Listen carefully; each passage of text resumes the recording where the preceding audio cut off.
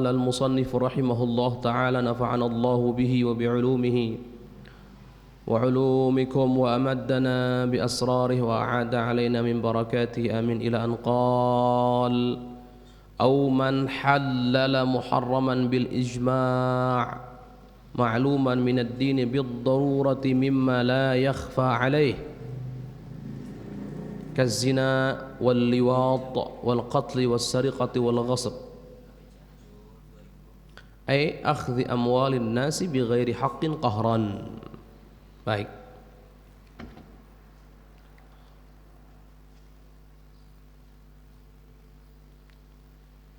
Atau orang yang menghalalkan satu perkara yang haram dan keharamannya telah disepakati secara konsensus oleh para ulama. Tidak hanya disepakati secara konsensus oleh para ulama, tetapi juga telah sama-sama atau telah diketahui bahwa perkara tersebut adalah bagian dari agama dan jalur atau cara mengetahuinya adalah dengan darurah, dengan otomatis. Kita sudah jelaskan makna darurah di sini. Mimma la yakhfa alaihi, dari perkara-perkara yang tidak samar baginya. Baik, dijelaskan begini. Barang siapa yang menghalalkan satu perbuatan yang haram,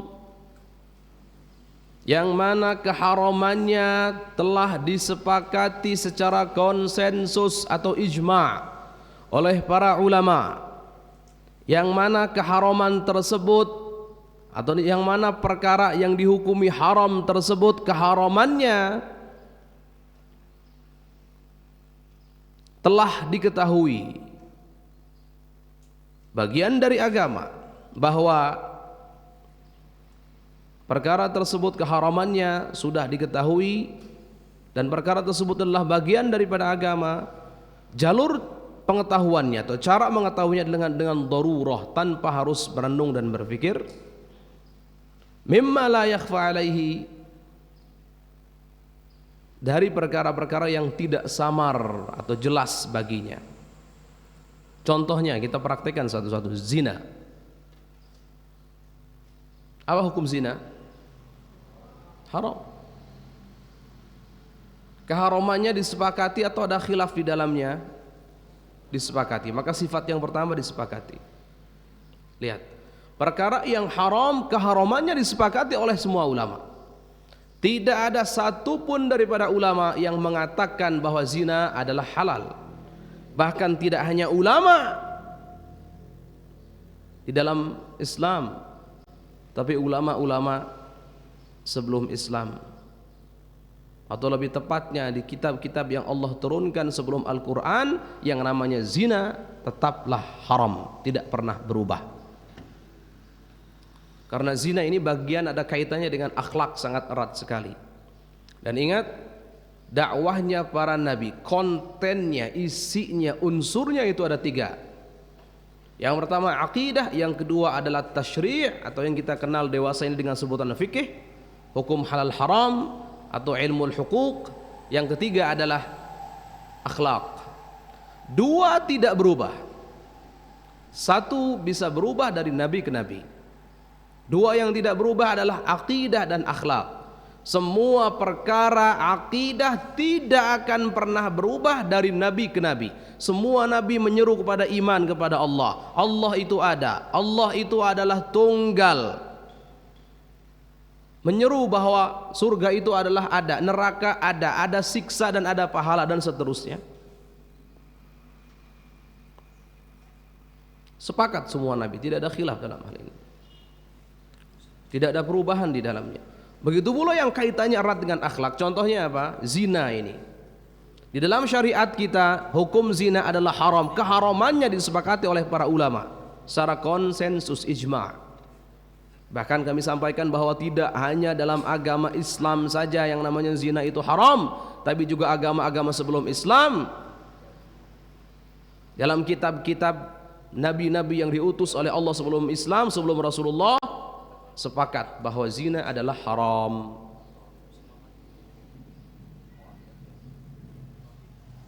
Bahkan tidak sekedar haram, zina itu disifati dengan keji yang luar biasa.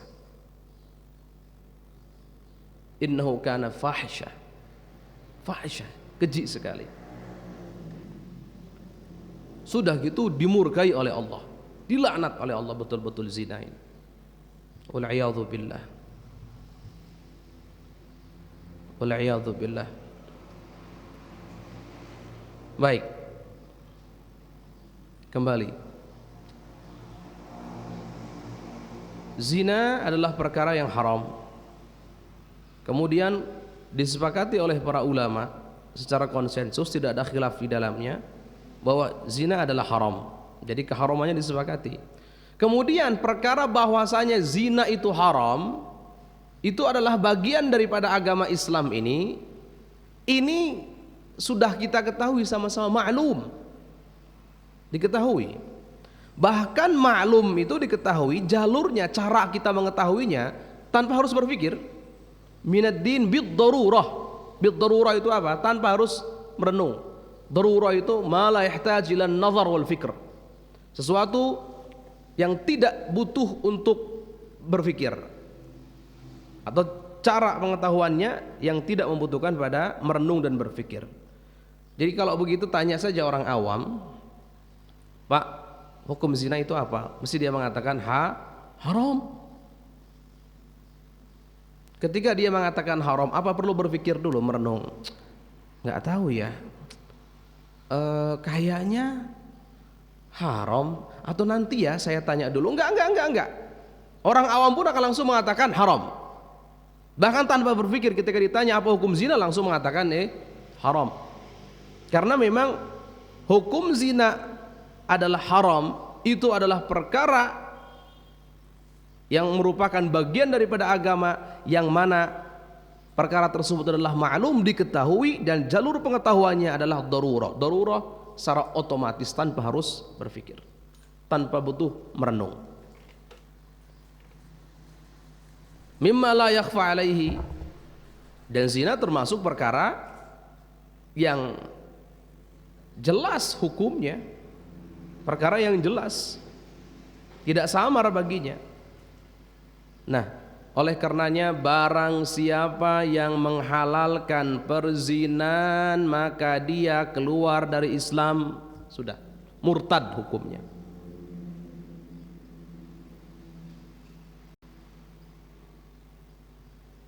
Maka hati-hati. Belum lama ramai di Indonesia, di negara kita ini, ada orang membuat disertasi doktoral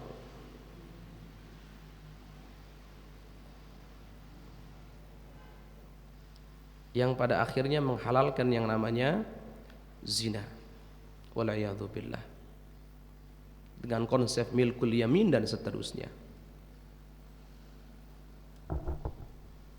Kalau seandainya orang ini meyakini bahwasanya zina itu halal, maka dia keluar dari Islam. Tapi kalau dia tidak meyakini zina itu halal, tetapi ada perkara yang bisa dikatakan mirip dengan zina, tapi tidak dihukumi itu adalah zina, dia masih selamat. Walaupun pendapatnya salah, dipastikan salah sudah. Hanya dalam menghukumi kekufuran harus hati-hati. Harus hati-hati. Ya. Baik. Wal liwat, dan juga liwat. Kalau zina itu dari jalur depan, kalau liwat dari jalur belakang.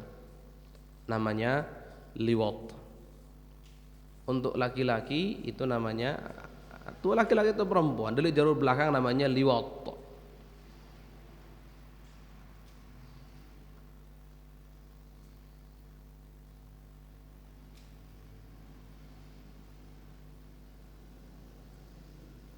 Laki-laki dengan laki-laki atau laki-laki dengan perempuan masuk jalur belakang namanya liwat. Tapi perbuatan semacam ini dilakukan oleh perempuan dengan perempuan, namanya sihaq. Liwat ini lebih berat hukumnya dibanding zina. Ini mengerikan.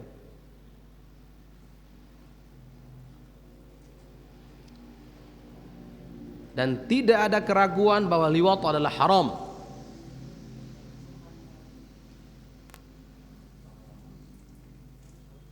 Keharamannya disepakati oleh para ulama.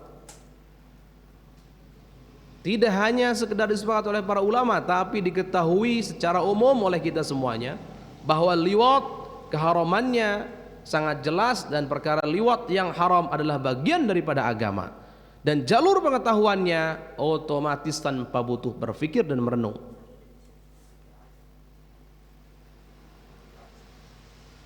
Maka siapapun yang menghalalkan namanya liwat keluar dari Islam.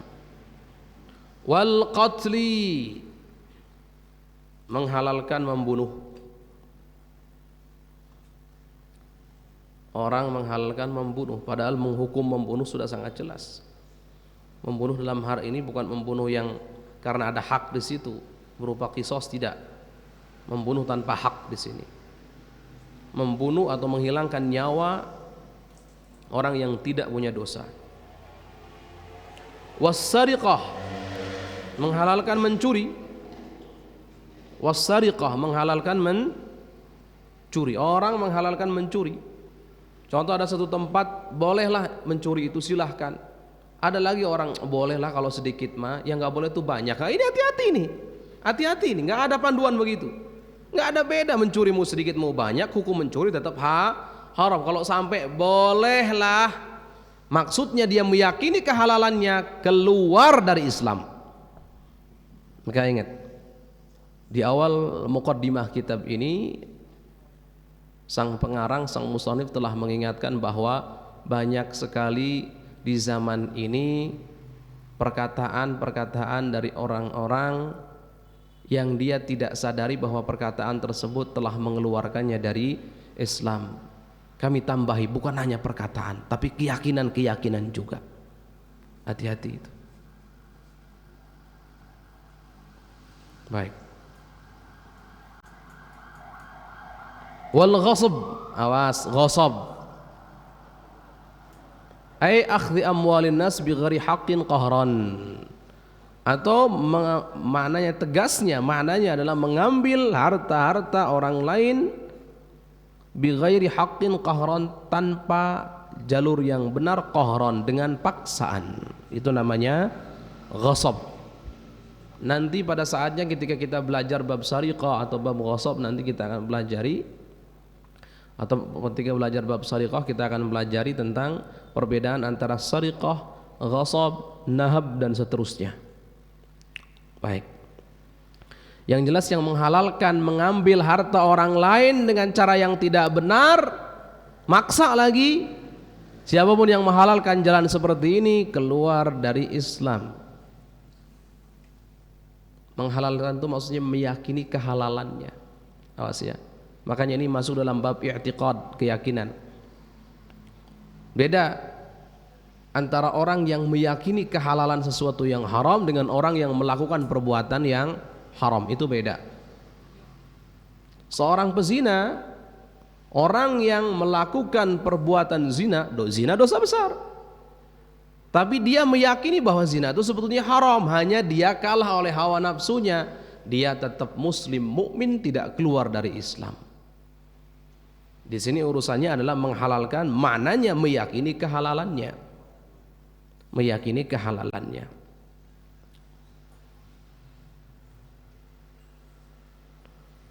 Karena siapapun yang menafikan atau meyakini kehalalan sesuatu perkara yang disepakati keharamannya, ma'lum minad din bid-darurah mimma la yakhfa alaih, maka sama dengan mengingkari agama itu sendiri. Lihat. Karena hukumnya mengingkari sebagian daripada agama sama dengan mengingkari semuanya. Hati-hati. Karena kewajiban kita itu mengamalkan semuanya.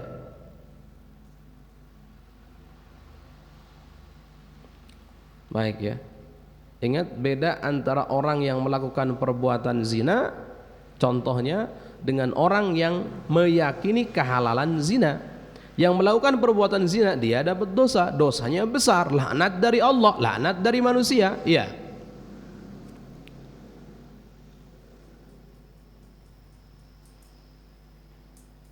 Sampai kufur tidak. Keluar dari Islam tidak.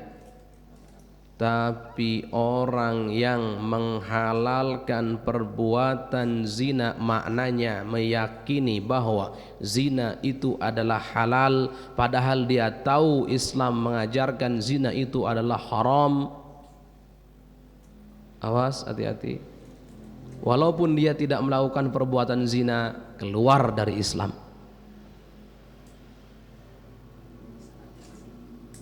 Karena orang yang berzina tapi dia meyakini zina itu haram, dia namanya orang maksiat, orang yang khilaf, orang yang kalah oleh hawa nafsunya. Tapi meyakini bahwasanya syariat mewajibkan atau syariat mengatur bahwa zina adalah haram, sudah selesai. Dia meyakini itu. Dan dia saat itu juga meyakini dia salah, selesai. Tapi orang yang menghalalkan, maksudnya meyakini bahwa zina adalah halal, ingat, orang ini merasa dirinya benar padahal dia salah. Orang ini menafikan perkara yang sudah tetap daripada agama. Orang ini mengingkari sebagian daripada agama. Mengingkari sebagian daripada agama hukumnya sama dengan mengingkari semua agama, sama dengan mengingkari agama itu sendiri. Orang mengingkari agama sama artinya bukan mengikut agama itu, selesai, maka dia keluar daripada Islam. Baik, kita lanjutkan. Ya Latif, oleh karenanya nak, perhatikan, urusan zina itu bukan hanya keharamannya berkaitan dengan perbuatannya nak, tapi urusan dengan zina saking beratnya namanya dosa zina, Allah subhanahu wa ta'ala melarang mulai dari muqaddimahnya, permulaannya. Makanya hukum pacaran itu disepakati haram, selesai, titik. Yang pernah pacaran tobat, istighfar aja sudah. Jangan, oh saya kan cuman, apa itu istilah sekarang itu, yang long distance itu apa itu? Ada istilah sekarang kan? Innalillahi. Mau long distance kayak mau short distance, nggak ada bedanya. Karena itu mengarah kepada zina. Maka tetap hukumnya adalah haram. Ustadz, saya mah cuma chattingan saja.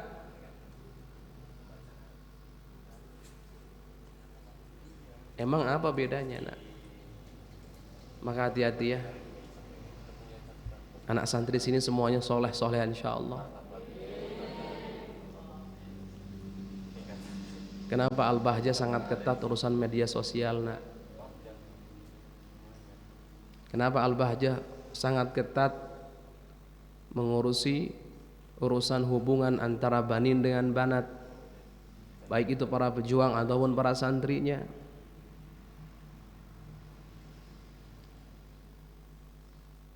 Ingat, syaitan itu paling mudah bermain dari bab yang satu ini, bab yang namanya cinta.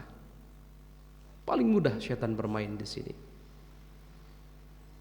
Bagaimana syaitan membumbui rayuannya dengan laqab label cinta.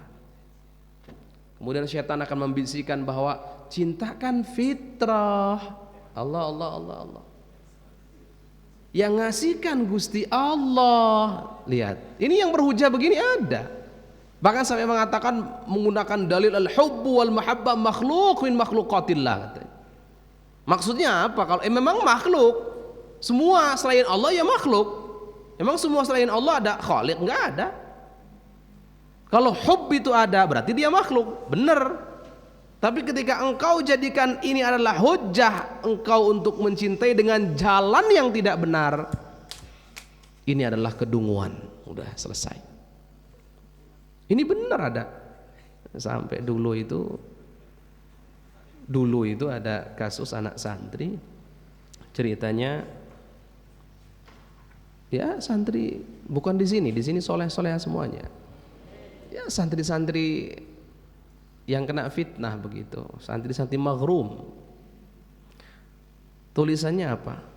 Al-hubb wal mahabbah makhluk min makhluqatillah. Inna lillahi wa inna ilaihi.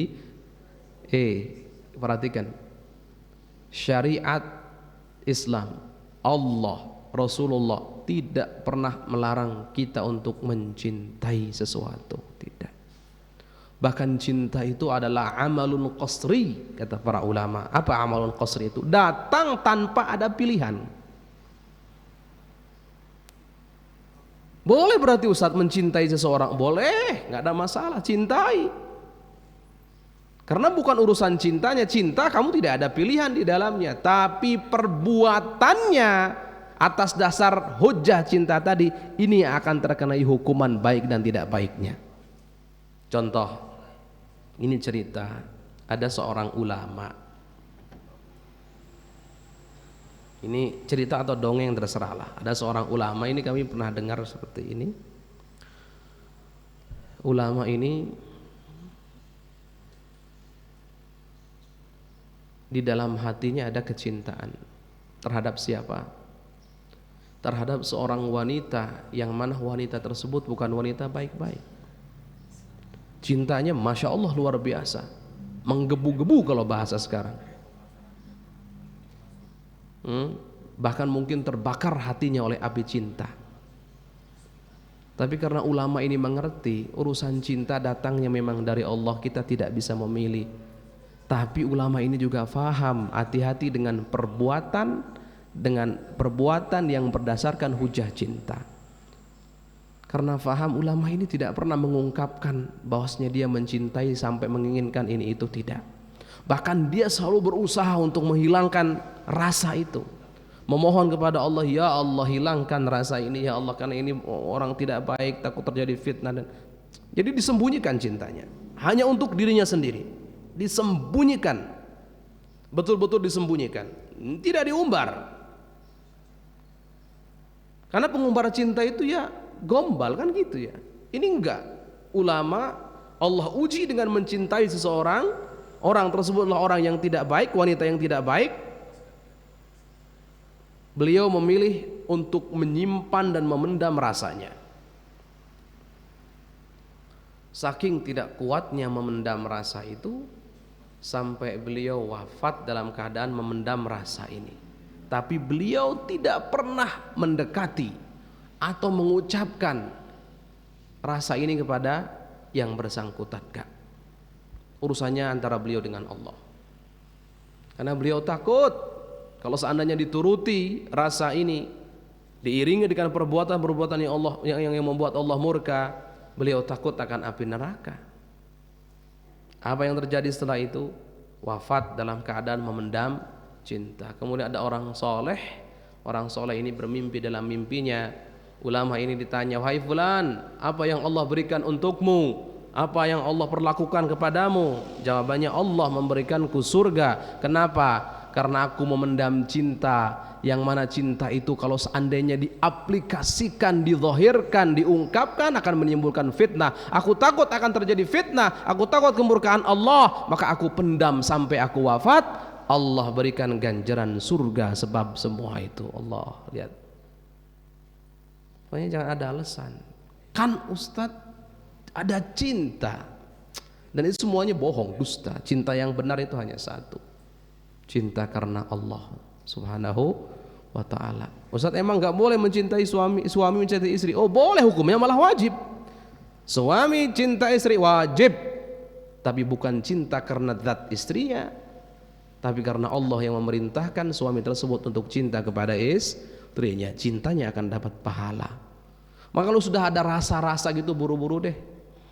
Pokoknya Ustadz siap ini ya, duduk di atas kursi nanti, sok silahkan. Yang sudah tidak kuat memendam cinta pengen nikah, datang. Kecuali anak boarding. Anak boarding mau ngapain nanti? Ya, baik. Tolong perhatikan, ini bab penting sekali, awas hati-hati. Tidak hanya zina yang diharamkan, muqaddimah zina pun juga haram. Baik ya. Maka bentuk kasih sayang pondok ini, bentuk kasih sayang guru-guru mulia terhadap kalian semuanya, terhadap para santrinya, terhadap para pejuangnya, dilarang yang namanya main gadget selama liburan, takut. Nah, dan itu terjadi ternyata di sebagian tempat. Di sini insya Allah soleh-soleha semuanya. Wallahu alam bissawab.